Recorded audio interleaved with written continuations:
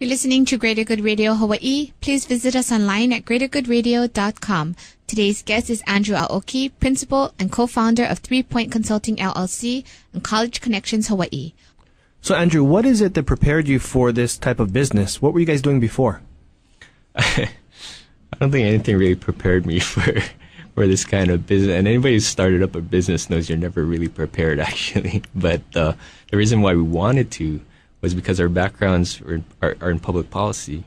And there's really not that much to do, actually, when you come back home with a graduate degree in public policy. You can work for government. So we worked, in fact, I met James at the state auditor's office, where I worked there for a little while. I worked in nonprofits. I worked at the YMCA. I had the opportunity to be a grant manager for HMSA, which was really interesting, being on that grant making side as opposed to the side that's always looking for grant dollars. But I think I've always been somebody who wanted to get a good balance of my own time and creativity and time with my family and work. And the best way to do that, I think, is to kind of create your own. It's risky, but I mean, it's fun, and you can always go back and do something else if we have to. What drew you to this industry? I mean, public policy, and why would you want to do something like that?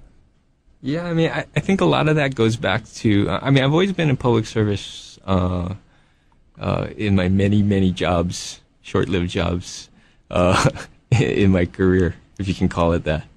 And I've always been interested in different aspects of it, both the management side of it, planning, funding, the government, the politics, all of that stuff. So this was really a chance to try and put it all together and take whatever I do know, which I guess some people think is useful, and that's great if it can help people. This was a neat way to do it, because what I can do is kind of customize the needs of different clients or the community. If they need facilitation, we can do some of that. If they need research, they need planning, they need financial numbers crunching or statistics or whatever, we can do some of that. So this is just a way to apply my own interests to public service. And did somebody teach you to be this way, where you would help the public and help others? Or have you, you said that you've done that with all of your jobs, but who taught you to be that way? Wow, that's a good question. I don't know if, I kind of see it as an obligation growing up. I mean, I guess you start with your parents. My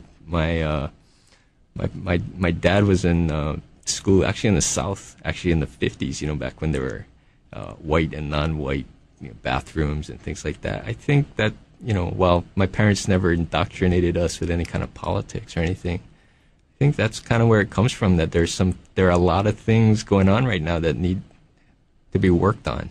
And if we're just sort of busy working on our own things with our job or buying a house or doing whatever else we're all trying to strive for, all those other things won't get done. Well, as a male, though, did you ever look at it and think, non-profit, that means that they're not going to make profit and they won't be able to pay me well? What's the myth on that?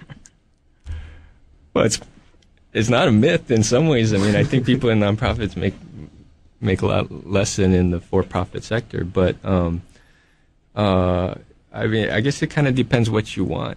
I think if I've had any success in life, and that's probably questionable, but if I have, it's because I don't want that much in terms of things like that. I'm fortunate. I got a great family, and I got a lot of things, and I'm not starving or anything else. And there's a lot of people that can't say that, So there's a lot of benefit to be derived by working in public service. I think that you just can't, you can't measure in terms of how much you make. So YMCA, you said, had a big impact on you growing up and your involvement with that. Can you share that with us? Yeah, sure. When I was a little kid, I did a lot of things that people do in the Y, play basketball, learn how to swim. But when I became a junior leader, that's really the start of when I started to be more conscious about others, And one good example is I was the president of my teen club, and you plan dances. And that was like the big thing, right, in the 80s. And it was made really clear to me as the leader of a group putting on a dance that this dance, why do you have a dance? Well, to have fun, you want to score, you want to have fun, whatever. But, finally started to make me think, well, that's why everybody's here. So all those wallflowers, the guy's not dancing. So what you doing for them? How are you making it happy, fun for them? And, it's a simple example, but really it's started to really make me think about the obligations that we have to others and the requirements of leadership, that sometimes it's not just about you. In fact, most times it's not about you. And, you should take care of yourself, you do all those things, but really, what can you do in terms of thinking about others' needs? What'd you do? Did you just push them in the middle, make them dance? Hey, you gotta dance with everybody and anybody. And then if like speed dating or what? And then for the guys who are out there, you gotta go get get some of the female leadership to go out there and dance with them and make sure it's fun. And the thing is, it's not because you pity them or anything like that. It's because you really start to believe after a while that, hey, really, this is about us all having a good time. And so there's something really true about that was instilled in me, I think, early on. Thanks for tuning in. Stay tuned for more on Greater Good Radio.